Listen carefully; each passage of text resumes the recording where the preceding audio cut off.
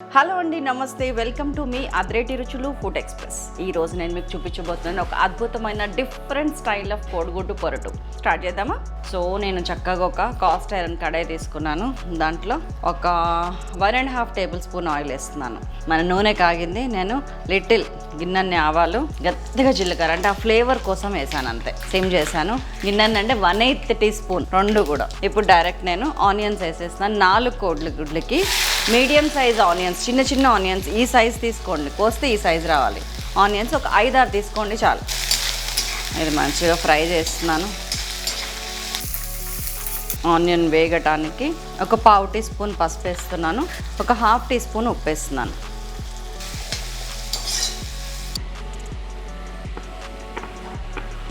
ఇది ఇట్లా వేగుతుంటుంది. వేగటానికి నేను హై ఫ్లేమ్లోనే ఉంచిన, కానీ మూత పెడుతున్నాను. వేగటంతో పాటు కొంచెం మగ్గితే ఆ టేస్ట్ వేరుంటుంది. మనం ఈ ఆనియన్స్ వేగే క్రమంలో కోడిగుడ్డు పొరటు వేసుకోవాలి. సో ఇది పక్కకు పెడుతున్నాను.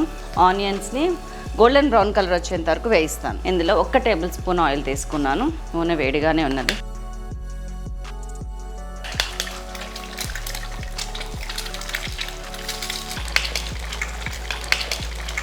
ఇట్లా చేసి జస్ట్ దీన్ని ఇట్లా బ్రేక్ చేయండి. ఎల్లోని మొత్తం స్ప్రెడ్ చేయకండి. అప్పుడే చిన్న టెక్నిక్ అండి, దాంతోనే టేస్ట్ చాలా డిఫరెంట్గా వస్తుంది.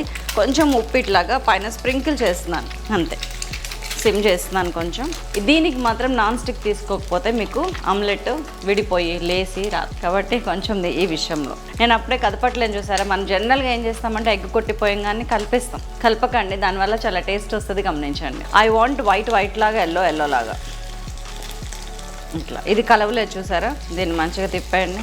ఇది అటు ఇటుగా కలిసి కలవనట్టు ఏం కాదు, తిప్పేయండి. ఇంకా చాలు, మనకి ఆ వచ్చేనే చాలు. ఈ ముక్కలు చేస్తున్నాను నేను, దాన్ని జస్ట్ ఇట్లా బ్రేక్ చేస్తున్నాను, అంతే. ఇది హాఫ్ బాయిల్ అయింది. ఈ వేడి మీద దీన్ని ఇలాగే ఉంచేస్తున్నాను, పక్కకు పెట్టేస్తున్నా. మన ఆనియన్స్ మంచిగా మగ్గిని వేగుతూనే ఉన్నాయి. ఇప్పుడు హైలో పెట్టేయండి.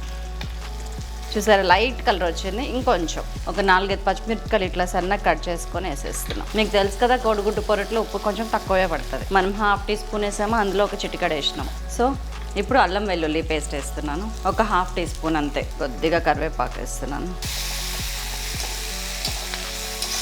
ఇట్లా కొంచెం బ్రౌన్ షేడ్ ఈ కలర్ టర్న్ అయ్యేంత వరకు ఇలా కలిపి ఇప్పుడు కారం వేస్తున్నాను. మీరు ఎంత కారం తింటే అంత కారం. నేనైతే 2 టీ స్పూన్స్ వేస్తున్నాను. ఇప్పుడు మన ఎగ్ కలిపేస్తున్నాం. ఎగ్ ఉల్లిపాయలకి చుట్టుకొని ఇట్లా అతుక్కుని ఉన్న కోడిగుడ్డు పొరటు కన్నా ఇది చాలా టేస్టీగా ఉందని నేను గమనించాను. చక్కగా ఇప్పుడు ఇలా కలపండి. దీంతో ఏమైందంటే మీకు గ్రేవీకి కలుపుకున్నప్పుడు ఒక డిఫరెంట్ టేస్ట్ వస్తుంది. చక్కగా కలుపుకుంటుంటే అన్నం ఎక్కువ కలుస్తుంది, అండ్ ఎగ్ ఫ్లేవర్ సపరేట్గా, కర్రీ ఫ్లేవర్ సపరేట్గా ఉండి రెండు కలిసి ఉండటంలో ఉన్న ఒక బ్యూటీ కర్రీలో ఉంటుంది.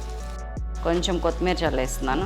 ఇది కూడా కొంచెంసేపు వేగాలి కాబట్టి, ముందు దించేసుకోవటం కాదు, ఉడకాలి. అది సిమ్లో పెట్టి ఒక 30-40 సెకండ్స్ నేను మూత పెట్టి ఉంచుతాను, సో దట్ అన్ని ఫ్లేవర్స్ ఒక సమస్థితికి రావటానికి.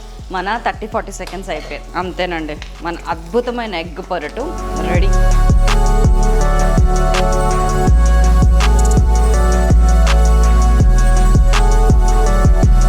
ఇది చాలా టేస్టీగా ఉంటుందండి. That's all.